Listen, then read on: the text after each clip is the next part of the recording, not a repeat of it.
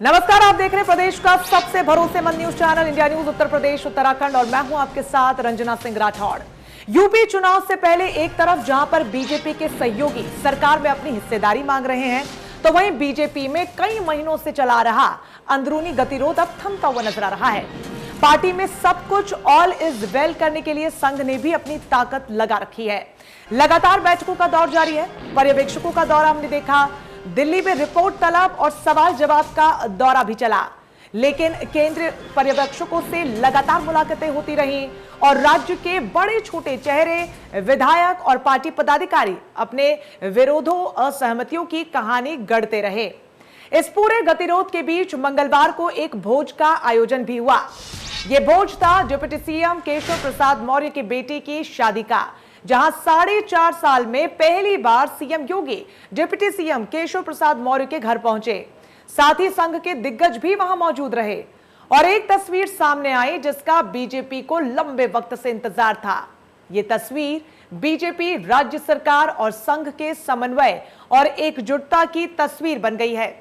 इस तस्वीर से विरोध के स्वरों को लगाम भी लगेगी और पार्टी में अब सब ठीक ठाक है, इसका संदेश कार्यकर्ताओं तक जाएगा।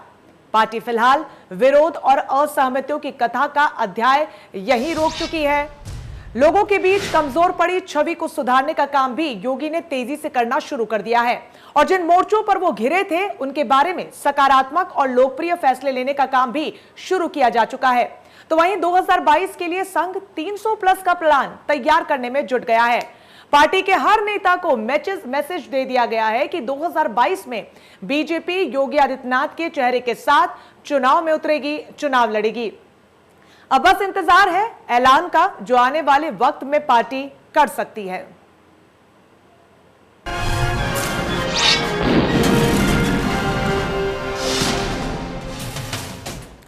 लखनऊ में लगातार चल रही बीजेपी की बैठकों को लेकर डिप्टी सीएम केशव प्रसाद मौर्य ने इंडिया न्यूज से खास बातचीत की है।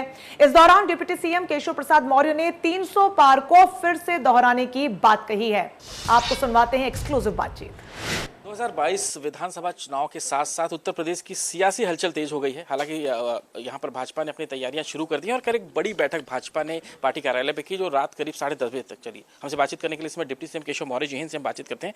सर, लगातार आप लोग तो चुनावी तैयारियों में हमेशा रहते हैं, लेकिन इतनी बड़ी बैठक कल पहली बार हुई जिसमें सियासी संगठन के साथ साथ में मंत्रिमंडल के लोग भी शामिल हुए, केंद्रीय नेतृत्व भी शामिल हुआ। किस तरह से देखते हैं और क्या संदेश रहा सर? ये चुनाव की दृष्टि से प्रदेश के जितने भी वरिष्ठ नेता हैं, चाहे वो केंद्र की राजनीति में हो, चाहे प्रदेश की राजनीति में हो, चाहे संगठन के दायित्व में हो, सब लोग जब चुनाव कोई होता है विधानसभा या लोकसभा का, तो चुनाव से पहले एक ऐसी बैठकें होती हैं और उस बैठक में कल की महत्वपूर्ण बैठक संपन्न हुई है।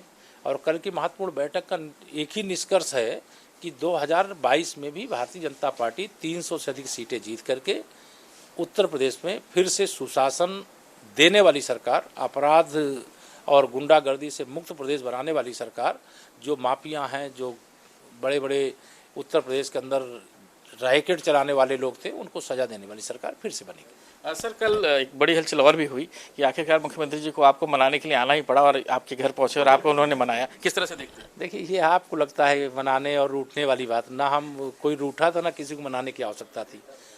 हमारे मुख्यमंत्री जी संत भी हैं और हमारे संगठन के भी शीर्ष अधिकारी, क्योंकि मैं भी संघ का स्वयंसेवक हूँ, बेटा भी संघ का स्वयंसेवक है और बेटे की शादी हुई कोविड के कारण, सबको उस समय ना आपको बुला पाए ना अपने तमाम सब सीनियर लोगों को बुला पाए।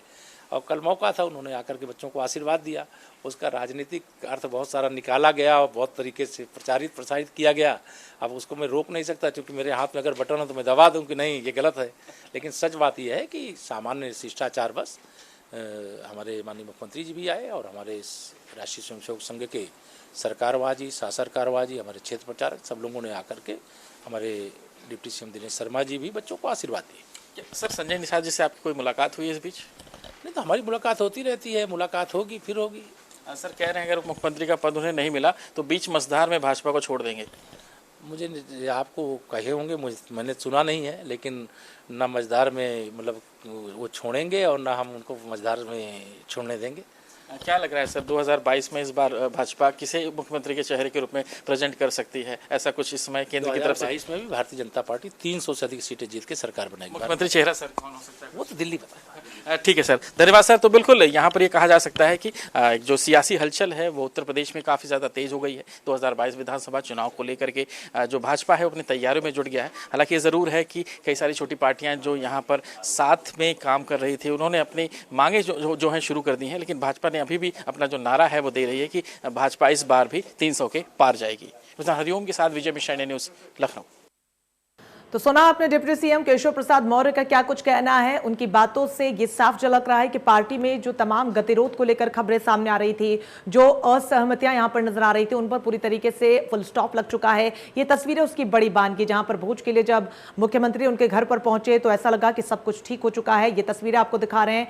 इन्हीं तस्वीरों के बाद अब उत्तर प्रदेश के राजनीतिक गलियारों में हलचल जो है वो और भी ज्यादा बढ़ गई है, और साथ ही साथ बीजेपी ने, भारतीय जनता पार्टी ने कहीं ना कहीं विराम लगा दिया उन तमाम सवालों पर जो विपक्ष की तरफ से उन पर दागे जा रहे थे, असहमतियों को लेकर और पार्टी में पड़ी फूट को लेकर। इन सब के बीच संघ की राजनीति पर, संघ की जो रणनीति है उस पर 2022 का भारतीय जनता पार्टी ने रोड मैप तैयार कर लिया है, लेकिन उसका एग्जीक्यूशन कितना सफलतापूर्वक होता है ये आने वाला समय बताएगा। लेकिन फिलहाल तमाम विपक्षी पार्टियां भी अपनी कमर कस चुकी है, बहुत कम समय बचा है। ऐसे में रस्साकसी के इस खेल में जीत की दहलीज को कौन पार करता है ये तो जनता के हाथ में। लेकिन फिलहाल कवायद जो है वो शुरू हो चुकी है। लगातार राजनीतिक पार्टियां अपने अपनी तरफ से काम कर रही हैं, मजबूती यहां पर बूथ स्तर पर प्रदान करने की कोशिश की जा रही है, क्योंकि बड़ा सवाल लगातार यही बना हुआ है, क्या इस बार बूथ की मजबूती जीत का आधार बनेगी? क्योंकि बहुत ज्यादा जरूरी है कि बूथ स्तर पर पार्टी मजबूत हो, जमीनी स्तर पर राजनेता पहुंचे और जनता से उनका सीधा कनेक्ट हो। देखिए, बहुत ज्यादा महत्वपूर्ण होता है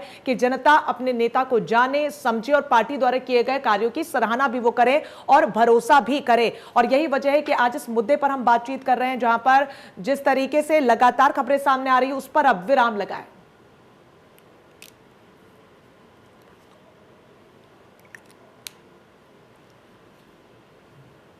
तो संघ की जो रणनीति यहां पर है, 2022 का मिशन प्लान उसको लेकर तैयार किया गया है। एग्जीक्यूशन किस तरीके से होता है ये समय बताएगा, लेकिन फिलहाल रणनीति पर किस तरीके से आगे पार्टियां बढ़ रही हैं उस पर विशेष चर्चा के लिए हमारे साथ हेमंत तिवारी, वरिष्ठ पत्रकार है, हमारे साथ जुड़ गए। बहुत स्वागत है सर आपका चर्चा का हिस्सा बनने के लिए। इसके अलावा भारतीय जनता पार्टी की तरफ से विधायक राजकिरण कबीर साहब भी हमारे साथ जुड़ गए। सर आपका भी बहुत स्वागत है इंडिया न्यूज उत्तर प्रदेश उत्तराखंड पर।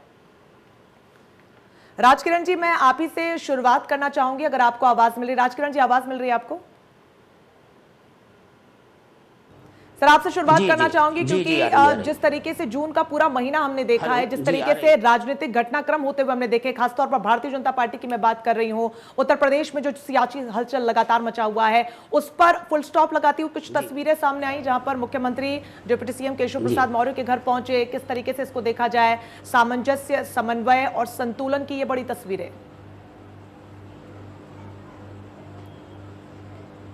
जी जी जी, देखिए, ये औपचारिक भेंट है। हमारे मुखिया हैं, हमारे मुखिया अगर उप मुख्यमंत्री जी के घर जा रहे हैं तो ये बहुत बड़ी बात है। किसी कार्यकर्ता के घर जा रहे हैं ये भी बहुत अच्छी बात है।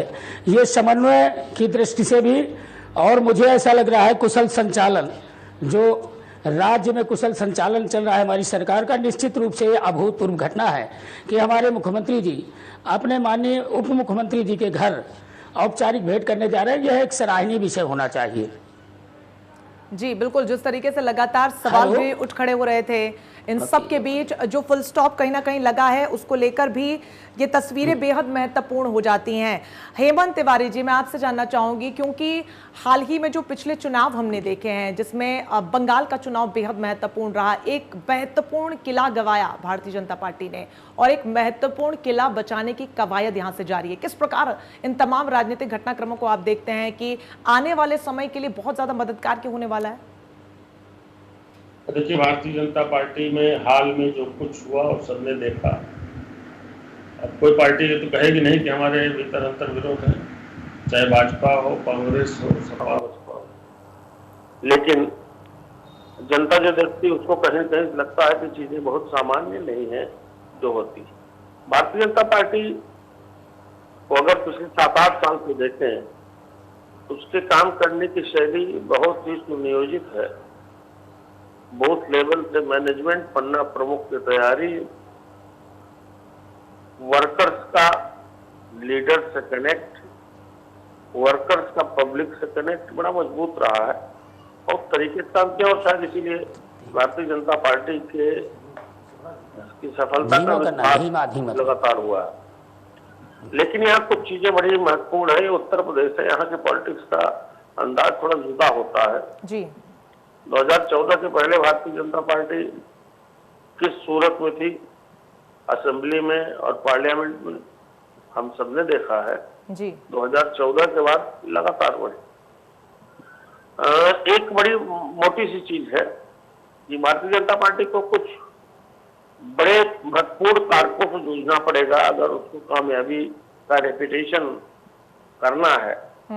जैसे उत्तर प्रदेश में अगर आप पिछले 15-16 सालों का इतिहास देखें, तो एंटी इनकम्बेंसी एक बहुत बड़ा फैक्टर होती है, और इस एंटी इनकम्बेंसी को सभी सत्तारूढ़ दलों ने झेला है। 2007 में पूर्ण बहुमत के साथ पहली बार सोशल इंजीनियरिंग के जरिए सत्ता में आई मायावती 2012 में बुरी तरीके से पिट गई। 2012 में अखिलेश यादव आए, अच्छी मेजॉरिटी थी, सरकार भी ठीक चला रहे थे, गए तो बुरी तरीके से गए और कुछ जमा पूंजी 43 विधायक जिता सके। मायावती की तो दुर्गत हो गई, खाली 19 एमएलए थे, अब 5, 6, 7, 8 कितने बच्चे उनके पास एग्जैक्टली कोई नहीं बता सकता। और भारतीय जनता पार्टी चमकदार तरीके से उत्तर प्रदेश में आई। लेकिन बहुत सी दिक्कत, एक तो पहले एंटी इनकम्बेंसी फैक्टर, दूसरा एक बड़ी चीज बता दो इस पूरे डिबेट में जिस पे लोगों की निगाह नहीं जाती है, मेरे पास इसके शुद्ध आंकड़े हैं कि जब पंचायत चुनाव होते हैं राज्य में तो निश्चित रूप से माना जाता है पंचायत चुनाव पर जो सत्तारूढ़ दल होता है राज्य में उसका पूरा अख्तियार होता है, उसी की जीत होती है, होती रही है। और ये जीत थोड़ा सा अनैतिक तरीके की होती है भी माना जाता रहा है, क्योंकि सरकार का अपना असर, एडमिनिस्ट्रेशन पर उसका दबाव और भी तमाम बल होते हैं जो कारक होते हैं, और जिले की पंचायत होती है, प्रदेश के अधिकांश स्थान पर सत्तारूढ़ दल जीत जाता है। लेकिन एक बात और बता दो रंजना यहाँ जी, कि जिस किसी पार्टी की सरकार प्रदेश में रही और ब्लॉक जिला पंचायतों पर जो जनता का, जो ग्रामीण जनता का आदेश है, उसके विपरीत जिला पंचायत अध्यक्ष के पदों पर जब जो प्रचलित तरीका है उस तरीके से जीत हासिल की जाती है, जिसको हम ब्लॉक जीत कहते हैं जी, तो उस पार्टी की अगली बार सरकार नहीं रहती है। ये भी देख सकते हैं। बहुत ज्यादा जरूरी जी। 2-3 बड़े नकारात्मक कारक है जिससे इस चुनौती से पार कर पाना भारतीय जनता पार्टी के सामने बहुत बड़ी मजबूरी है। और दावे भले करे, लेकिन भारतीय जनता पार्टी ये नहीं कह सकती कि 324 विधायकों की थम्पिंग मेजॉरिटी वाली बड़ी मजबूत सरकार से जो अपेक्षाएं जनता को थी उस पर वो सही तरीके से पार उतरी है। ठीक है, बहुत ज्यादा जरूरी हो जाता है हेमंत तिवारी यहाँ पर कि जनता का भरोसा पार्टी में कायम रहे, आपके नेतृत्व में, आपके नेता में कायम रहे, और यही वजह है कि जीत जो होती है वो बेहद आसान हो जाती है, बहुत ज्यादा जद्दोजहद उसके लिए नहीं करनी पड़ती है। हमारे 2 और खास मेहमान प्रवक्ता समाजवादी पार्टी की तरफ से जितेंद्र वर्मा साहब हमारे साथ जुड़ गए, बहुत स्वागत है सर आपका। कांग्रेस की तरफ से प्रवक्ता हमारे साथ अभिषेक बाजपेयी साहब जुड़ गए, सर आपका भी बहुत स्वागत है। आप दोनों का मैं रुख करूंगी, उससे पहले राजकिरण कबीर जी मैं आपके पास वापस लौट के आना चाहूंगी, क्योंकि बहुत ज्यादा महत्वपूर्ण है आज का दिन। 300+ का नारा यहाँ पर डिप्टी सीएम देते हैं, किस तरीके से ये हो पाएगा, क्योंकि बूथ की इसमें बहुत ही महत्वपूर्ण यहां पर रोल रहने वाला है। क्या लगता है कि बूथ की जो मजबूती है वो जीत का आधार बनेगी?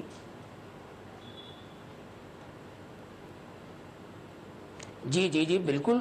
हमारा जो बूथ स्तर का कार्यकर्ता है निश्चित रूप से उत्साहित है, और जो हमारी सरकार की नीतियां और जो हमने जिस ढंग से काम किया है देश में, प्रदेश में, जिस तरीके से हमारे नेतृत्व ने निर्देश दिए, हम लोगों ने उसके अनुपालन में पूरी तरीके से हमारे कार्यकर्ता ने जी तोड़ मेहनत करके, खून पसीना करके, ऐसे कोरोना जैसे महामारी पे हमारा कार्यकर्ता एक कार्यकर्ता धरातल पर काम किए, और जो जो लोग कोरोना से पीड़ित हुए उनकी सेवा, उनका किस तरीके से हम लोगों ने और हमारी सरकार की नीतियों ने किस तरह से कोरोना को कंट्रोल किया, ये आज विश्व स्तर पर भी हमारे माननीय योगी जी के नेतृत्व में जो हम लोगों ने काम किया, यह आज किसी से छुपा नहीं है। तो हमें पूरा विश्वास है, हमारा कार्यकर्ता पूरी तन मन धन से अपने इस आने वाले चुनाव पर निश्चित रूप से हमारी सरकार बनेगी और आज 324 से ज़्यादा हम लोग, मुझे ऐसा लग रहा है, आंकड़ा पार करेंगे। पूरी तरीके से हम ईमानदारी से काम करेंगे और हमारी सरकारों ने जनता के बीच ईमानदारी से जो भी हमारा दायित्व था उसका निर्वहन किया है। बहुत ज़्यादा ज़रूरी है यहाँ पर कि जो तमाम वादे किए गए उनका निर्वहन किया भी जाए, क्योंकि कहीं ना कहीं जनता ने उसी पर भरोसा जताकर सत्ता की चाबी आपके हाथ में दी है। ऐसे में आप सपा के प्रवक्ता जितेंद्र वर्मा जी, मैं आपका रुख करना चाहूंगी। अखिलेश यादव ने भी नारा दिया था 300 के पार, अब डिप्टी सीएम केशव प्रसाद मौर्य भी दे रहे हैं 300 के पार। क्या लगता है 300 के पार जनता किसको लेकर जाएगी? भारतीय जनता पार्टी जिला पंचायत के जो नतीजे आए उसको हम गांव का चुनाव कहें। देश का असली फैसला ग्रामीण की जनता करती है। शहर में वोट प्रतिशत कम रहता है, लेकिन ग्रामीण इलाकों में वोट प्रतिशत बहुत ज्यादा रहता है। वहाँ की जनता ने इनकी बहुमत की सरकार को नकारा है, क्योंकि इन्होंने पूरे 4.5 साल जनता को ठगा है, केवल झूठे वादे किए हैं। और माननीय अखिलेश यादव जी ने जो सपा सरकार में काम किए थे उनके फीते काटे हैं, उद्घाटन का उद्घाटन किया है और इन्होंने अपना समय व्यतीत किया है। अब ये लगातार मीटिंगें हो रही हैं, प्रधानमंत्री जी भी मीटिंगें ले रहे हैं, योगी जी को दिल्ली भी तलब किया जा रहा है, वहां से भी यहाँ नेता भेजे जा रहे हैं। जो सर्वे इनका आंतरिक हुआ है उसको भारतीय जनता पार्टी पूरी तरह से उत्तर प्रदेश में हार रही है। ये जिला पंचायत के चुनाव में जनता ने जनादेश देके साबित कर दिया है। 930 सीटें समाजवादी पार्टी को मिली हैं और 550 सीटें भारतीय जनता पार्टी जीती, यानी आधे पर लगभग ये रह गए। अब जनता ने मन बना लिया है, झूठ बोलने वाले लोगों को हटाना है, झूठे वादे करने वाले लोगों को हटाना है। हमारा विकास का मॉडल आज सफल होगा। 2022 में हमने मेट्रो दी, हमने एक्सप्रेस वे चलाया, हमने एम्बुलेंस दी, जिस एम्बुलेंस से आज उत्तर प्रदेश में लोगों को सही समय पर अस्पताल पहुंचाया जा रहा है। इस कोरोना काल में वो एम्बुलेंस बहुत काम आई है।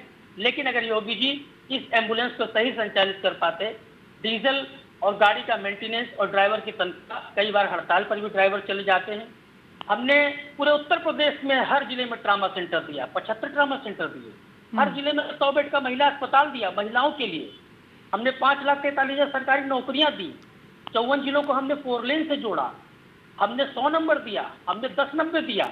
क्या वजह रही कि जनता ने आपने भरोसा नहीं जताया सर? फिर कहते हैं माननीय अखिलेश जी भी और समाजवादी लोग भी कहते हैं कि भरमाने वाले लोग। जितेंद्र जी, सवाल ये नहीं है कि आपने क्या किया, आपने क्या नहीं किया, क्योंकि सारे काम आप ही गिनवा देंगे तो अभी कांग्रेस का भी रुख करना है। अभिषेक वाजपेयी जी, जितेंद्र जी का कहना है कि हमने कई योजनाएं चलाई, जनता को कई परियोजनाओं का लाभ हमने दिया, भारतीय जनता पार्टी ने सिर्फ उद्घाटन और शिलान्यास ही किए हैं।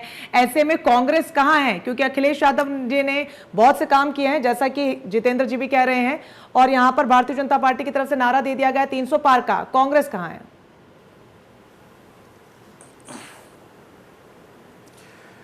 देखिए, जहां तक बात जितेंद्र जी की बातों का है, तो इस बात को भी आप जान लीजिए कि अगर जितेंद्र जी की सरकार ने काम किया होता तो शायद जनता उनको दोबारा मौका देती। और अभी आप नारे की बात कर रही थी, 2017 में भारतीय जनता पार्टी ने एक नारा दिया था कि एक कुआं, एक मंदिर, एक शमशान, ये नारा दिया था। इसका मतलब ही था कि जितने भी जातिगत राजनीतियां हैं या जातिगत विरोध हैं, इन सबको दूर किया जा सके। लेकिन क्या हुआ? जनता ने अपना प्यार दिया, आशीर्वाद दिया, लेकिन भारतीय जनता पार्टी के लोगों ने क्या किया? पिछले दिनों आप देखिए कि भारतीय जनता पार्टी के एमएलसी जो है वो रायबरेली में गए हुए थे जमीन कब्जा करवाने के लिए। आप भारतीय जनता पार्टी के राज में आप देख लिए कि महिलाओं बहनों की इज्जत कैसे तार-तार हो रही है।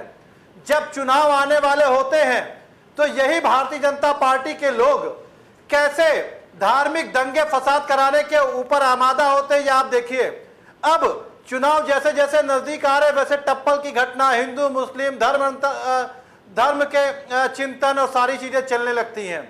और घोटालों की तो ये ऐसी लिस्ट इनके लगी हुई है कि पूछिए मत। कभी राम के नाम पे चंदा खा जाते हैं, कभी 14 कोसी परिक्रमा के मार्ग में जो 700 करोड़ का घोटाला कर डालते हैं, कभी जो लोग शिक्षा विभाग में होते हैं उनके हकों को ये खा जाते हैं, कई इनके मंत्री अपने भाइयों को नौकरी दिलाते हैं, कई कुछ। लेकिन अगर आप इनसे कहिए कि जनता के मुद्दों पे चुनाव की बात करें तो जनता के मुद्दों पे चुनाव लड़ना पसंद नहीं करेंगे। राजकिरण जी जवाब दीजिए। लगातार विपक्षों का आरोप यही है कि जो जितने 4 साल 4.5 साल का वक्त जो लगातार गुजरा है और बहुत कम जो समय रह गया है, इस समय में आप इन मुद्दों को मोल्ड करके जनता का भरोसा जीतने में, ठीक है अभिषेक जी आप ही का सवाल रख रही हूँ, अभिषेक जी आप ही का सवाल रख रही हूँ, अभिषेक जी रुक जाइए, आप ही का सवाल रख रही हूँ मैं। राजकिरण जी रुक जाइए। कोई ऑथेंटिक प्रमाण के सहित कोई वो दे दे। मुझे ऐसा लग रहा घोटालों की परंपरा कांग्रेस की रही, समाजवादी पार्टी की परंपरा रही, जो झूठे जो इन्होंने कहा कि झूठे हम लोगों ने उद्घाटन किए, शिलान्यास किए, बोलते हुए राम के नाम पे आप पैसा खा गए, लखनऊ से बैठ के उद्घाटन करते रहे, यहाँ धरातल में कोई वोट नहीं रही और उसका शिलान्यास हो गया। लेकिन हमारी जब से सरकार बनी आप लोगों ने धरातल पे रोड, बिजली, पानी की जो समस्या थी जिस तरीके से हम लोगों ने दूर किया है, यह इनके पक्ष नहीं पड़ा। एक एक करके अपनी बात रखिए, इस तरीके से ओवरलैप आप करेंगे, इस तरीके से ओवरलैप मत कीजिए। की जनता देगी, अभिषेक जी आपने अपनी बात की जनता देगी। आपने अपनी बात रख ली। राजकिरण साहब को अपनी बात रखनी नहीं, इनका कहना जो है, जो घोटालों की फहरिस्त बता रहे हैं, इनको जरा सोचना चाहिए, अपने घोटालों की फहरिस्त बताए ना, कितने करोड़ों लाख का घोटाला इन लोगों की सरकार के जमाने पे हुआ, बड़े बड़े मंत्री कितने जेल गए इनको तो बात करने में इस चीज पर शर्म आनी चाहिए, घोटाले की बात करने पर। चूंकि हमारे किसी भी मंत्री पर, किसी भी राजनेता, बड़े राजनेता पर इस तरह घोटाले का कोई आरोप नहीं लगा। सुप्रीम कोर्ट ने बताया। ठीक है अभिषेक जी रुक जाइए, जितेंद्र जी कहिए। ठीक है अभिषेक जी याद होना चाहिए कि अभिषेक जी कितने बड़े मंत्री जेल गए। राजकिरण जी रुक जाइए, राजकिरण जी रुक जाइए, जितेंद्र जी कुछ कहना चाहते हैं। समाजवादी पार्टी के जो प्रवक्ता जी कह रहे हैं। ठीक है राजकिरण जी, ठीक है आपके पास लौटेगी। जितेंद्र जी कहिए। इनको चुप कराइए। ठीक है भाजपा के पास असफलताओं का एक बड़ा पुलिंदा है। किस पर ये फूल रहे हैं और किस पर गर्व महसूस कर रहे हैं।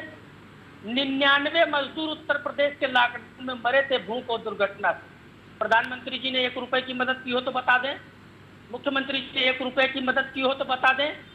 ये तैरती हुई गंगा में नहीं, हम लोगों ने इनकी देखिए जो लोग दुर्घटना में मरे निश्चित रूप से हमारे लोगों ने संवेदनात्मक भेद से उनकी परिवार की मदद की है। हम लोगों ने उनको वेंटिलेटर की कमी से मरे, दवाओं की कमी से मरे, डॉक्टरों की कमी से मरे, अस्पतालों में लोगों को एडमिशन नहीं मिला। अगर वेंटिलेटर से देखिए ऐसा नहीं है, जिस तरीके से कोरोना का पीक था, इतनी तेजी से कोरोना बढ़ा, हमारी सरकार ने तुरंत ऑक्सीजन की व्यवस्था कराई है। देखिए एक आध हम नहीं देते, लेकिन प्रत्येक अस्पतालों में कितनी तेजी से हम लोगों ने ऑक्सीजन की और वेंटिलेटर की व्यवस्था करी है, किसी से छुपा नहीं है।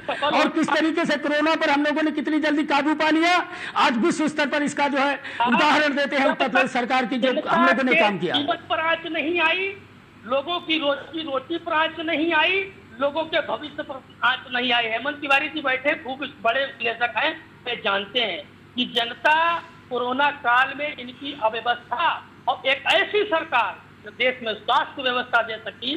ठीक है हेमंत जी, जितेंद्र जी ठीक है। हेमंत जी मैं आपका रुख करना चाहूंगी। जिस तरीके से विपक्षी लगातार आरोप लगा रहे हैं, फिर चाहे वो कोरोना काल हो या फिर हाल ही में जिस तरीके से राजनीतिक घटनाक्रम हमने उत्तर प्रदेश में होते हुए देखे, खुद मुख्यमंत्री पहुंचे थे दिल्ली में, ऐसे में क्या लगता है कि अब सब कुछ ऑल इज वेल होता हुआ नजर आ रहा है? क्योंकि आप बंगाल में जिस तरीके की परिस्थितियां हमने देखी, मुंह की यहाँ पर खानी पड़ी बीजेपी को, उसके बाद BL संतोष लगातार 2 बार उत्तर प्रदेश का दौरा वो कर चुके हैं, विधायकों से फीडबैक वो लगातार ले रहे हैं। किस तरीके से इसको देखा जाए? क्या भारतीय जनता पार्टी की स्थिति बेहद मजबूत है या फिर कहीं ना कहीं लूप होल्स हैं जिन्हें चुनावों से पहले खत्म करने की कवायद जारी है? देखिए, कामयाब वही पार्टी होती है जो जमीन को परख पाती है। इसमें कोई शक नहीं कि इस वक्त जो माहौल है, कोरोना काल में जो दशा दुर्दशा या अच्छी दशा जनता ने महसूस किया, उसका प्रभाव मैं आपको पहले बता चुका हूँ। एंटी इनकम्बेंसी बहुत बड़ा फैक्टर होती है उत्तर प्रदेश में, लगातार 3 चुनावों से देखी गई है। और पंचायत चुनाव की बात मैंने बताई, इसमें कोई शक नहीं कि पंचायत चुनाव में भारतीय जनता पार्टी को अप्रत्याशित रूप से उसकी योजनाओं के विपरीत पहली बार पिछले 7 वर्षों में उसको नाकामयाबी मिली। आप दावे कितने करें, चाहे 75 के 75 जिला पंचायत अध्यक्ष भारतीय जनता पार्टी बना ले, लेकिन यह सही है कि जो गांव का उत्तर प्रदेश है उसने अपनी सरकार बनाने में भारतीय जनता पार्टी को लगभग नकार दिया है, उसकी उम्मीदों के विपरीत। और समाजवादी पार्टी को बेहतर कामयाबी मिली है सेंट्रल यूपी से लेकर के ईस्टर्न यूपी में, खास तौर पे पूर्वांचल में। तो इसमें कोई शक नहीं। और जो भारतीय जनता पार्टी के लिए चिंता का विषय है वो इस बात का नहीं है कि योगी आदित्यनाथ से लोग नाराज हैं या इनसे लोग नाराज हैं, मंत्रिमंडल विस्तार नहीं हुआ, ये कोई विषय ही नहीं है। बीएल संतोष, जेपी नड्डा का आना रेगुलर प्रक्रिया है। भारतीय जनता पार्टी का जो मेजर काज ऑफ वरी है वो ये है कि कोरोना काल के दौरान एकदम से जो जनता में त्राहि मची, उसको कैसे कंट्रोल किया जाए, जनता उसको भी जल्दी भूल नहीं पाए, इस पर क्या उपाय किया जाए। पंचायत चुनाव का जो रिएक्शन आया है, जिसने समाजवादी पार्टी को निश्चित रूप से कहीं न कहीं ऊपर रखा है, ये सारी बड़ी चिंताएं हैं। इन चिंताओं से पार पाना महत्वपूर्ण है, इसमें कोई शक नहीं। मैं बार बार कहता हूं कि चुनावी तैयारियों में, चुनाव प्रबंधन में, योजना बनाने में, रूट तक जाने में भारतीय जनता पार्टी ने पिछले 7-8 सालों में नए प्रकार के सफल प्रयोग किए हैं। लेकिन उत्तर प्रदेश की राह भाजपा के लिए मुझे लगता है फिलहाल फिसलन भरी है जी। एक ऐसी सड़क है जो कच्ची मिट्टी की बनी है और बारिश बहुत ज्यादा हो चुकी है, तो बहुत संभलने का वक्त है। मैं किसी पार्टी के पक्ष में लोग हैं कि नहीं है इसका आकलन लखनऊ में बैठ के नहीं कर सकता हूँ, लेकिन पूरे उत्तर प्रदेश में जाता हूँ, लोगों से संपर्क में रहता हूँ। एक मिनट खाली रंजना जी, मैं खाली समाप्त कर लूँ, मैं उसका दूसरा जाता बोलिए। तो मैं कह रहा हूँ, एक तो 324 विधायकों की सरकार बनाने के बाद आप से जो उम्मीदें थी उस पर आप पूरी तरीके से खरे नहीं आ पाए, इसकी चिंता। दूसरे, जनता की जो अब अपेक्षाएं हैं उसका एक रिएक्शन आपने देख लिया पंचायत चुनाव में, वो चिंता।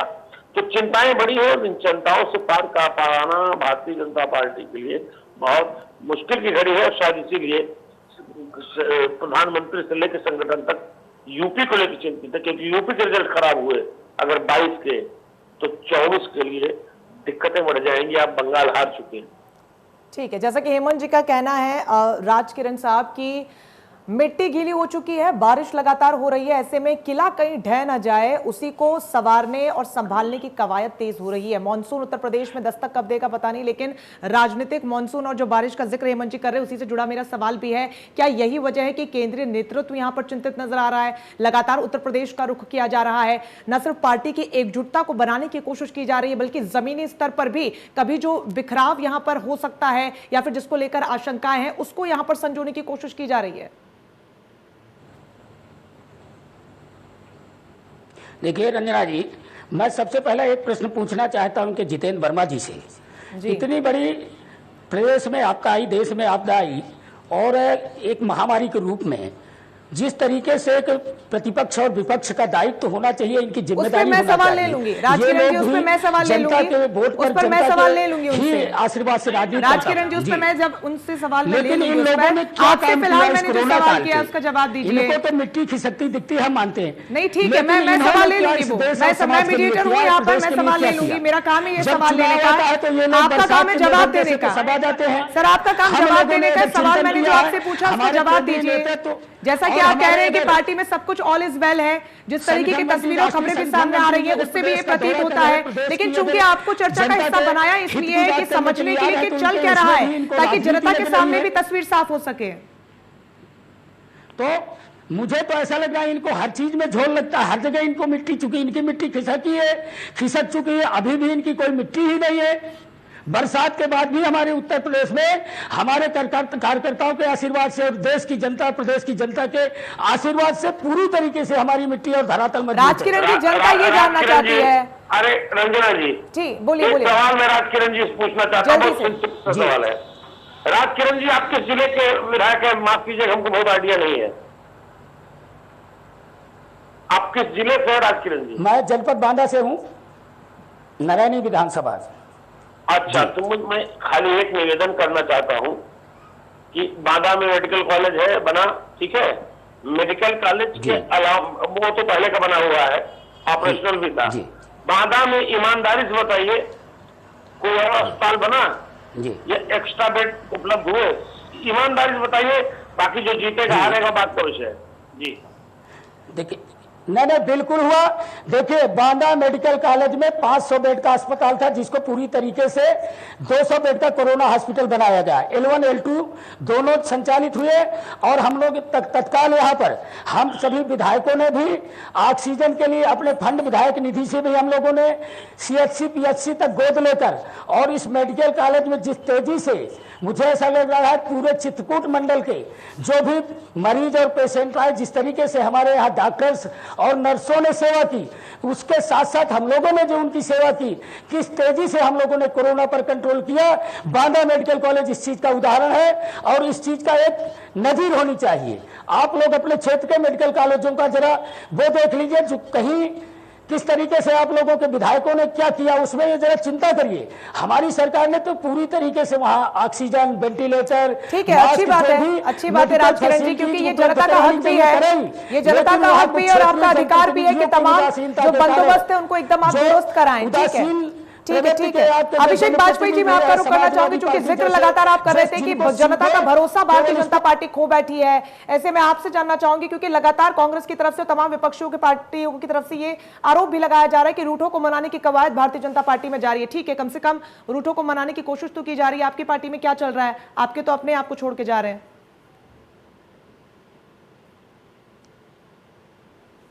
नहीं, देखिए, अगर आप अपने आप छोड़ करके जाने की बात कर रही हैं, तो मैं आपको बता दूं कि नहीं, बात ये है क्योंकि आरोप ये लग रहा है कि पार्टी के ऊपर सत्ता में जो पार्टी है भारतीय जनता पार्टी, वो जनता का भरोसा खो बैठी है। अगर आपने सवाल किया है तो सुनिए। नहीं, आपने उसका गलत एंगल ले लिया। मैं आपको परसेप्शन बताती हूँ कि मेरे सवाल पूछने का मतलब ये था, चूंकि लगातार आरोप विपक्षों की तरफ से लगाए जा रहे हैं कि भारतीय जनता पार्टी ने जनता का भरोसा खो दिया है, लेकिन आपकी पार्टी ने तो आपके अपनों का भरोसा खोया है।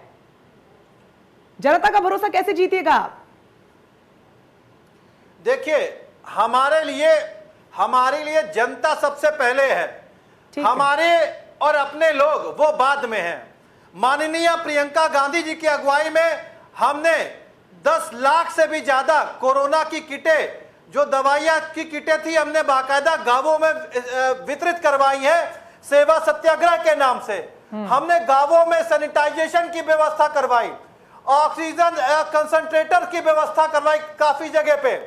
तो हमारी जिम्मेदारी हम बखूबी निभा रहे हैं। और बात रह गई हमारे अपनों की, अगर कोई भी व्यक्ति पार्टी छोड़ करके जाना चाहे तो बिल्कुल जाए, उसके लिए हमें परवाह नहीं है, लेकिन पार्टी में वही रहेगा जो जनता की सेवा भाव से रहना चाहेगा, जनता की सेवा करना चाहेगा। ये स्पष्ट निर्देश दिए जा चुके हैं, क्योंकि ये कांग्रेस पार्टी बदली हुई कांग्रेस पार्टी है, प्रियंका गांधी जी की अगुवाई में बढ़ती हुई कांग्रेस पार्टी है। और मैं आपको याद दिला दूं कि अभी पार्टी बदल गई कि आपके अपने छोड़ के जा रहे हैं राजकिरण जी, इनको बताना चाहिए बड़े गर्व से कि कैसे इनके मंत्री ने, जो शिक्षा विभाग में लोगों ने कोरोना काल में अपनी वीरगति को प्राप्त हो गए, अपने प्राणों की आहुति दे दी, उसके बारे में इनके मंत्री जी का क्या कहना था कि 3 लोगों ने आंकड़ों तक को नहीं माना। इससे बड़ी दुर्भाग्य क्या हो सकता है, आप ये समझ सकती हैं। उसी अवसर तलाशते हुए अपने भाई को नौकरी दिलाई, और कोरोना काल में कैसे इनके अपने लोग, जो राशन बंट रहा था, इनके अपने लोगों की सम्मिलितता से कैसे मध्य प्रदेश में वो राशन पहुंचाया जा रहा था, उसके बारे में बताते। लेकिन आप बाकी लोगों की तरीके से कमियों को बताते और कहते कि हाँ कमियां थी, हम राजकिरण जी जवाब दीजिए। सीधे परिवारवाद का आरोप आप पर लगा रहे हैं कि जब महामारी से देश गुजर रहा था, प्रदेश में हालात भयावह थे, जनता को सर्व करने की बजाय आप अपने परिवारों को बचाने में लगे हुए थे, उनको नौकरियां दे रहे थे, राशन भी आप ही के लोग लेकर जा रहे थे।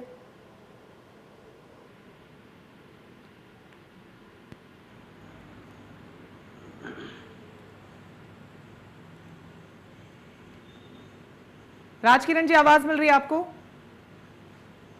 आवाज नहीं है। ठीक है, दोबारा से रुकूंगा। आ गई। आवाज मिल रही है राजकिरण जी? जी जी जी, आ गई। आरोप लगातार कांग्रेस प्रवक्ता अभिषेक जी हेलो, जी, ये जी। लगा रहे हैं आप पे कि एक ऐसा वक्त जब सबसे ज्यादा जनता को देखिए, आपकी देखिए, जरूरत थी, नहीं। तब आपने यहाँ पर अपने लोगों की सहायता की, उनको नौकरियां दिलाई, उनको राशन दिलाया। ऐसे में आरोप ये परिवारवाद का सीधे तौर पर लगा रहे हैं। इस तरीके से 2022 की जो कवायद है, जो जंग है, वो कैसे आप जीत पाएंगे? क्योंकि सीधे तौर पर अभिषेक जी का कहना है कि जनता को ठगा है आपने। ठीक है, आपका सवाल ले लिया अभिषेक जी, मैंने राजकिरण जी को बोलने दीजिए। कहिए सर। ये अभिषेक जी ने जो सुनिए, देखिए अभिषेक जी ने जो दावा किया है कि हम लोगों ने कोरोना काल में 10 लाख लोगों को मेडिकल किट बांटी है, मुझे ये एक भी जनपद या एक भी गांव बता दे कि कहां कांग्रेस के लोगों ने कोरोना के संकट काल में इन्होंने कोई किट दी है। ये सीधे जो झूठा दावा कर रहे हैं, इनको तो इसमें मुझे समझ में नहीं आ रहा। हम लोग भी लगातार जमीन पर रहकर राजनीति करते हैं। मुझे एक भी कांग्रेस का व्यक्ति चाहिए तो पत्रकारों से ले लीजिएगा।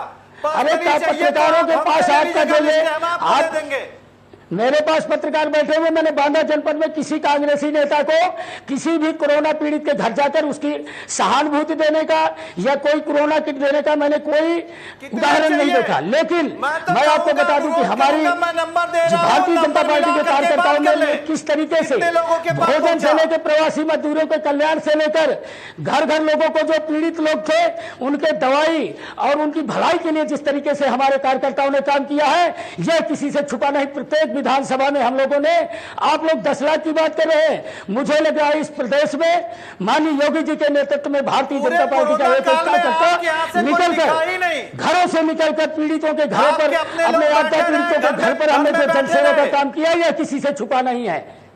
हम लोगों ने किस तरीके से गली और चौराहों पर प्रवासी मजदूरों को किस तरीके से भोजन और उनको मेडिकल किट उपलब्ध कराई है, हम लोगों ने ज्यादा प्रोपेगेंडा नहीं किया।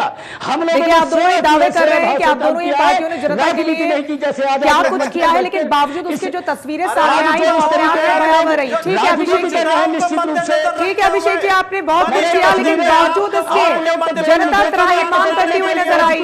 ठीक है अभिषेक जी, राजकिरण जी, ठीक है, आप दोनों ही पार्टियों ने बहुत कुछ किया, आपके नेताओं ने बहुत कुछ किया, लेकिन बावजूद इसके जनता त्रस्त, बेहाल और बदहाल अवस्था में नजर आई। जितेंद्र वर्मा जी जिस तरीके से, ठीक है राजकिरण जी, राजकिरण जी, ये चर्चा उस पर बिल्कुल भी नहीं है कि आपने क्या किया क्या नहीं किया, मेडिकल किट सब चीजें, ये चर्चा उस पर बिल्कुल भी नहीं है। आप लोगों को नहीं दिख रहा। ठीक है राजकिरण जी, आप दोनों ही पार्टियों ने बहुत कुछ किया, लेकिन बावजूद इसके प्रदेश की जो जनता है वो जिस तरीके से त्राहिमाम करती हुई नजर आई, वो मंजर शायद कभी ना भुला पाने वाला। जितेंद्र वर्मा जी, जिस तरीके से समाजवादी पार्टी लगातार दावा कर रही है, आपके अध्यक्ष अखिलेश यादव सामने आते हैं, 300 पार का नारा देकर जाते हैं, लेकिन एक ऐसी पार्टी जिसको जनता का इतना बड़े स्तर पर भरोसा प्राप्त है, प्रधानमंत्री नरेंद्र मोदी की लोकप्रियता, उस पर सीएम योगी का व्यक्तित्व, कैसे आप इस किले को ढा पाएंगे? फतह आप कैसे करेंगे? इतनी बड़ी पार्टी, इतनी बड़ी चुनौती, उस पर इतना बड़ा दावा, आपकी तैयारी क्या है? जब कोरोना काल में लोग लगातार ऑक्सीजन की कमी से मर रहे थे, तो पीएम मोदी जी और सीएम योगी जी बंगाल में रैली कर रहे थे। इनके असफलता का सबसे बड़ा पुलिंदा है। उत्तर प्रदेश में इतनी मेहनत से, इतनी संजीदगी से मुख्यमंत्री जी ने काम किया है कि 12.5% बेरोजगारी दर हो गई है। सुप्रीम कोर्ट कह रहा है अन्वेषकों को 17,000 दे दो, गवर्नमेंट नहीं दे रही है। शिक्षा मित्र बेचारे चिल्ला चिल्ला के मर गए, धरना प्रदर्शन कर करके 2500 शिक्षा मित्र मर गए, लेकिन इनके कान पर जू नहीं रंगी।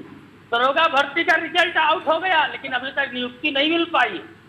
इसी तरह से आप देखिए, लॉकडाउन में 99 मजदूर उत्तर प्रदेश के मरे थे, सभी को 1-1 लाख रुपया माननीय अखिलेश यादव जी ने दिया है। हम सूची दे देंगे, उनके परिवारों के नंबर दे देंगे।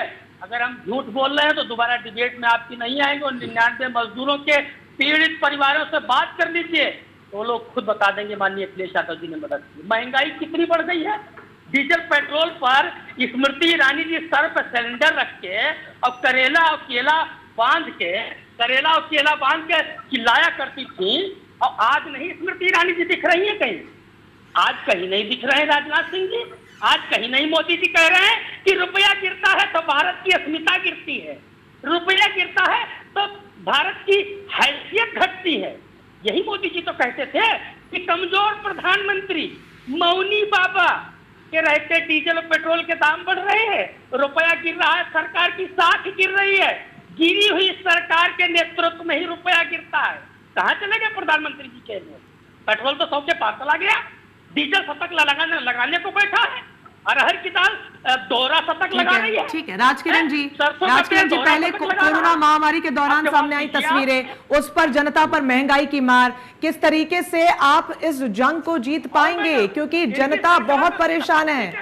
आप देखिए ना इनके। ठीक है जितेंद्र जी, राजकिरण जी को जवाब देने दीजिए। जनता पूरी तरीके से, देखिए जनता पूरी तरीके से भारतीय, हमारी बात जरा सुने, भारतीय जनता पार्टी के सरकार पर इस प्रदेश की और देश की जनता हमारे नेतृत्व पर पूरी तरीके से विश्वास करती है।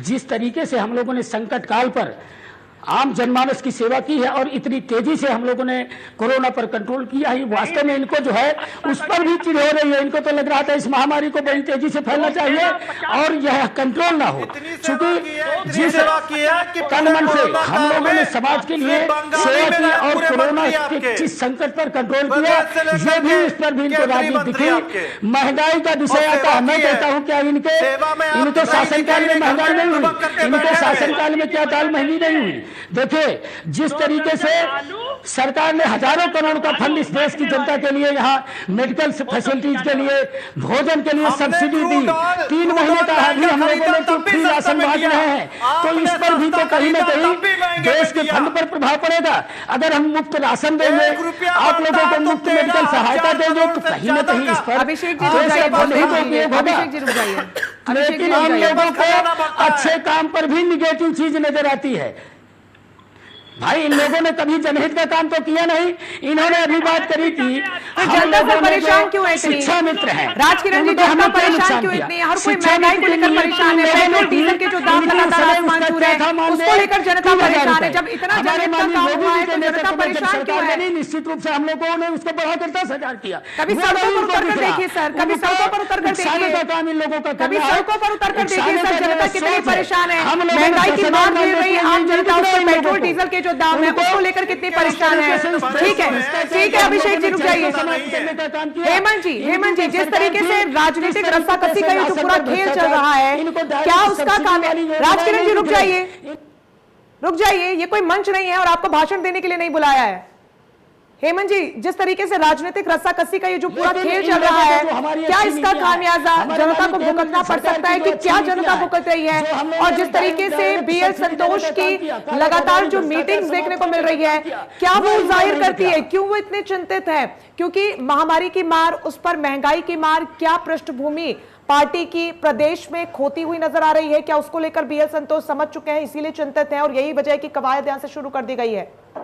देखिए रंजना, इस डिबेट में कई बहुत महत्वपूर्ण विषय नहीं आ पाए हैं सामने जी, क्योंकि 2022 पे हम लोग डिस्कस कर रहे हैं, इस पर थोड़ी चर्चा करूंगा। लेकिन एक बात बता दूं, वो चाहे जिस पक्ष के प्रवक्ता हो या सत्ता पक्ष के विधायक जी हो, एक चीज ध्यान रखिएगा, बेवक्त शहनाई कोई सुनना नहीं चाहता है।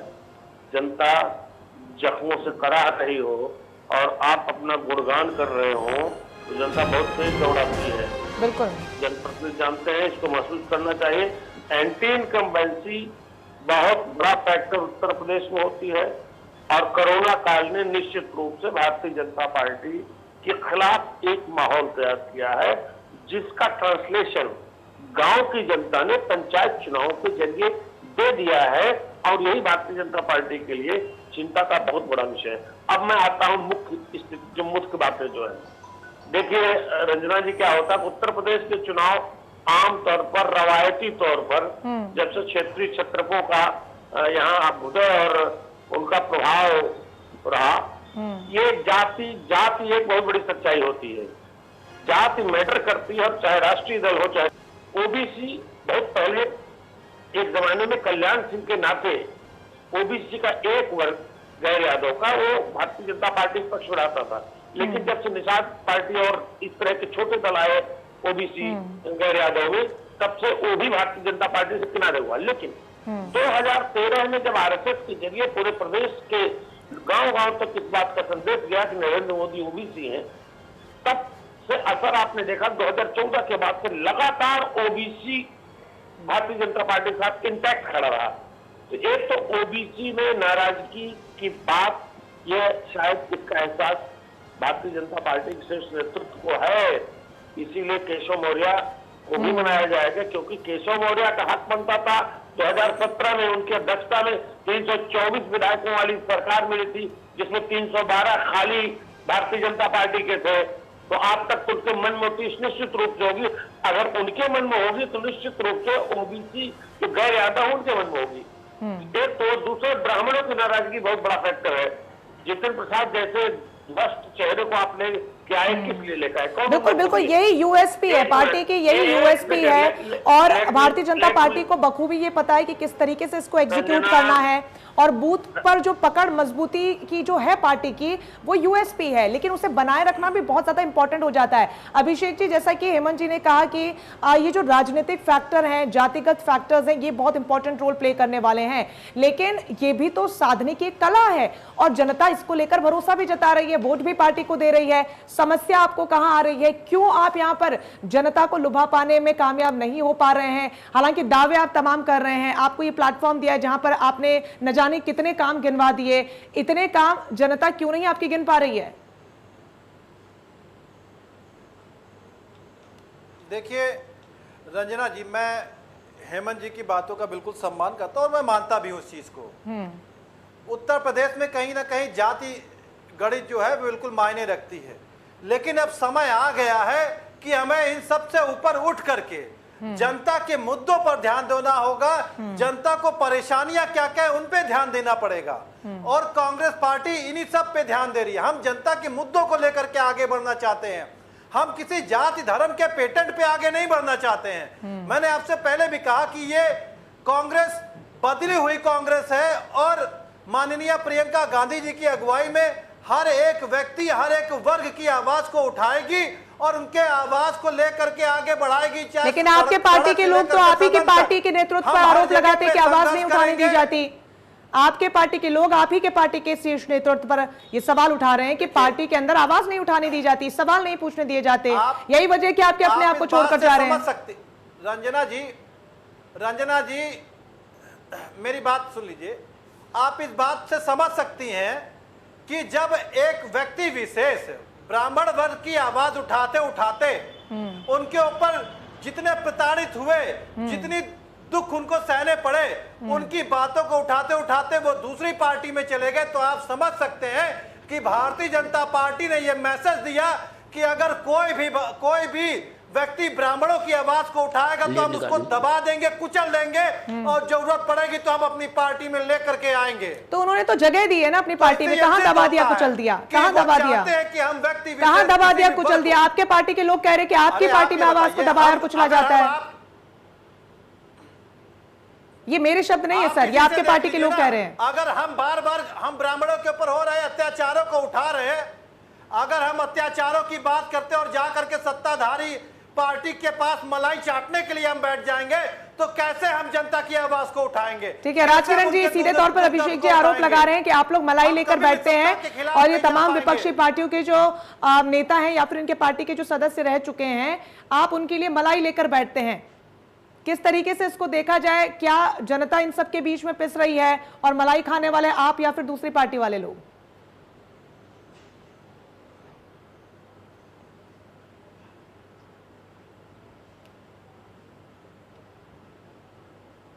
आवाज नहीं है रही। राजकिरण जी, आवाज मिल रही है अभी आपको? ठीक है जितेंद्र जी, मैं आपका रुख करना चाहूंगी, उससे पहले आप कुछ कहना चाह रहे हैं, फिर आपका रुख करती हूँ राजकिरण जी। जी जी रंजना जी मिल रही है। ठीक है, इससे पहले जितेंद्र जी आपका रुख करना चाहूंगी, कहिए। जी, समाजवादी पार्टी के उत्तर प्रदेश में लाखों वर्करों ने करीब 6 करोड़ लोगों को भोजन सामग्री, राशन सामग्री उपलब्ध कराई। तो हम लोगों ने जितना जनता के हित में कर सके उतना हमने काम किया। योगी जी का जो 4.5 साल का कार्यकाल है, हर मोर्चे पर विफल तो रहा ही है। जिस कानून व्यवस्था की बात अरुण सिंह राष्ट्रीय महासचिव भाजपा के कह रहे थे बहुत अच्छी हो गई है, तो मैं बता देता हूँ। इनकी 4.5 साल की सरकार में 34 वकीलों की हत्या, 38 पुलिस वालों की हत्या, 292 सपा के कार्यकर्ता और बड़े नेताओं की हत्या, 14 भाजपा नेताओं की हत्या, 13 बसपा के नेताओं की हत्या और 10 से ज्यादा पत्रकारों की हत्या, 200 से ज्यादा लड़कियों के साथ गैंगरेप कर हत्या और 200 से ज्यादा व्यापारियों की लूट के बाद हत्या। ये इनकी कानून व्यवस्था का उदाहरण है। विधायकों की हत्या, और जेल के अंदर गैंगवार, ये इनकी कानून व्यवस्था है। विधायकों को थाने में पीटा जा रहा है, ये भारतीय जनता पार्टी के कार्यकर्ताओं नेताओं का सम्मान है। इनको तो भारतीय जनता पार्टी के नेता और कार्यकर्ता भी चुनाव हराने के लिए बैठे हैं, क्योंकि ये लोग जब काम के लिए जाते हैं भाजपा के कार्यकर्ता नेता बड़े नेताओं के पास, तो ये लोग उनको संस्कृति और संस्कार बताते हैं, और जब बड़े पदों पर बैठ के अपनी जेबें भरते हैं मेज के नीचे से, कार्यकर्ता जाता है तो संस्कृति और संस्कार बताते हैं। वो आरएसएस का हाथ नेकर फुल हो गया, लेकिन इन लोगों का दिमाग। राजकिरण जी आवाज मिल रही है आपको? समझते हैं जनता को। हाँ, सपा पूर्ण। ठीक है राजकिरण जी, जितेंद्र जी का सीधे तौर पर आरोप यह है कि पूरी तरीके से व्यवस्था जो है वो चरमरा गई है। ऐसे में जनता के सामने क्या परोसेंगे आप? 2022 के लिए क्या लेकर सामने जाएंगे? मैंने जितेंद्र जी को जरा यह बात कहने में शर्म आनी चाहिए, जो कानून व्यवस्था की दृष्टिकोण से इनकी सरकार जब 2007 में इनकी सरकार थी, 2012 में सारी 2012 से लेकर 17 तक इनकी सरकार थी, इनकी कानून व्यवस्था कितनी सुधरी थी यह मीडिया के लोग हैं, आप लोग जानते होंगे रंजना जी, किस तरीके से थाने में हत्याएं हुई, किस तरीके से गांव-गांव में गैंगवार हुए, किस तरीके से गांव-गांव नरसंहार हुआ, यह किसी से छुपा नहीं है। लेकिन जब से हमारी उत्तर प्रदेश में योगी जी के नेतृत्व में सरकार हुई, आप निश्चित तौर पर इसका एक उदाहरण बना है कि किसी भी निरपराध और किसी भी अच्छे व्यक्ति की ना तो हत्या हुई है, कहीं कोई घटना दुर्घटना अगर हुई है तो कहीं न कहीं गैंगवार जैसी घटना नहीं हुई। करो ये जो प्रश्न चिन्ह इन्होंने लगाया कानून व्यवस्था पर, ये मुझे ऐसा लग रहा है ये तो यही है कि सूप तो सूप चलने की बोले जिसके 72 छेद होते हैं। ठीक है, जिस तरीके से ठीक है राजकिरण जी, समय की कमी है। तो ये अपनी ही कमी को राजकिरण जी रुक जाइए। अगर जनता ने पूर्ववर्ती सरकारों को नकारा है तो उसका कोई कारण रहा होगा, और आने वाले समय में अगर आपको नकारते हैं या फिर स्वीकारते हैं तो उसका भी बड़ा कारण होगा। हेमंत जी, एक आखिरी सवाल आपसे लेना चाहूंगी। 2022 का जो रण है वो पूरी तरीके से तैयार हो चुका है, तमाम राजनीतिक पार्टियां अपनी ताकत यहां पर झोंक रही है। ऐसे में जनता के सामने क्या परोसा जाएगा उसको लेकर लगातार प्रश्न चिन्ह बना हुआ है, क्योंकि व्यवस्था पूरी तरीके से चरमराई हुई है, फिर चाहे वो महंगाई हो, रोजगार हो, लॉ एंड ऑर्डर हो, या फिर किसानों का मुद्दा हो। जिस तरीके की तस्वीरें सामने आ रही हैं वो अपने आप में कई बड़े सवाल खड़े करती है। देखिए, anti incumbency Bharatiya Janata party के लिए चिंता का बहुत बड़ा कारण है, बहुत ज्यादा परेशानी का कारण है। और पंचायत चुनाव ने समाजवादी पार्टी को बड़ी ताकत दी है, उनका मनोबल बढ़ाया है। और आप देख सकते हैं, कभी अखिलेश यादव उसको बात करते हुए देखिए, आपके चैनल पर इंटरव्यू आप कहीं हो, अखिलेश यादव का कॉन्फिडेंस लेवल बढ़ा हुआ है। लेकिन उनको भी बड़ा सावधान रहने की जरूरत है, क्योंकि कल मैं प्रोफेसर राम गोपाल यादव का बयान सुन रहा था कि भारतीय जनता पार्टी की सरकार के कुकर्मों से जनता इनको बाहर भेज देगी। अरे आप अपने सुकर्मों की बात करो, दूसरे के कुकर्म की बात करके आप कामयाबी नहीं पा सकते हो। लड़ाई बड़ी कठिन है, जात भी बहुत मैटर कर रही है, एंटी इनकम्बेंसी बहुत मेजर फैक्टर साबित होने जा रहा है। लेकिन अभी आज की तिथि में देखें तो समाजवादी पार्टी का जो रिकॉर्ड पिछला रहा है उसके मुकाबले आज थोड़ी बहुत ऊंचाई पर है। बिल्कुल, बहुत ज्यादा जरूरी है, क्योंकि जो कॉन्फिडेंस अखिलेश यादव दिखा रहे हैं वो ओवर कॉन्फिडेंस में ना तब्दील हो जाए, इसको लेकर भी काम करने की जरूरत है। आप चारों मेहमानों का बहुत शुक्रिया हमारे साथ जुड़ने के लिए। जितेंद्र जी, हेमंत जी, अभिषेक जी और राजकिरण जी, आप जुड़े और तमाम सवालों का जवाब दिया। जिस कॉन्फिडेंस की बात हो रही है और जिस ओवर कॉन्फिडेंस को लेकर भी लगातार चिंताएं जताई जा रही है वो सबको समझ में आ रहा है, तस्वीरें उसको लेकर साफ है। लेकिन यहां से भारतीय जनता पार्टी जिस रोड मैप के साथ आगे बढ़ रही है उसको लेकर तमाम राजनीतिक पार्टियों को लेकर भी सवाल सामने आ रहे हैं। लेकिन भारतीय जनता पार्टी का शीर्ष नेतृत्व अपने उस पूरे प्लान के साथ, पूरी पारदर्शिता के साथ वो आगे बढ़ रहा है। पूरी तरीके से माइंडसेट यहां पर तैयार कर लिया गया है। लेकिन मिशन 2022 बहुत बड़ा होने वाला है। तमाम विपक्षी पार्टियां उसको लेकर क्या कुछ करती है और आने वाले समय में जो रणनीति यहां से बन रही है भारतीय जनता पार्टी की, उसका फायदा कितना मिल पाता है यह भी देखना दिलचस्प होगा। तो मेरे साथ बड़ी बहस में फिलहाल के लिए बस इतना ही, लेकिन लगातार बड़ी खबरों के लिए आप बने रहिए इंडिया न्यूज उत्तर प्रदेश उत्तराखंड पर। मुझे दीजिए इजाजत, नमस्कार।